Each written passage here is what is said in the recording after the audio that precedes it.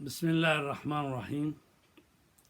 मोमिन इकराम हर हाजत के लिए वजीफ़ा दे रहे हैं। ये वजीफ़ा इस तरह से है कि शब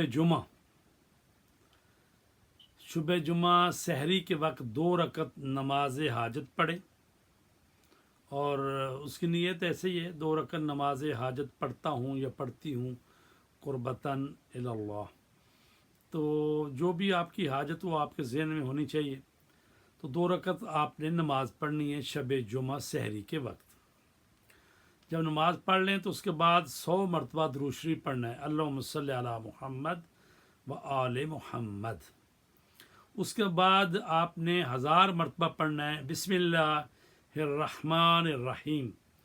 तो 1000 मरतबा बिस्मिल्लाहिर्रहमानिर्रहीम पढ़नी है। उसके बाद फिर 100 मरतबा दुरूद शरीफ पढ़ना है, अल्लाहुम्मा सल्ली अला मुहम्मद व आले मुहम्मद।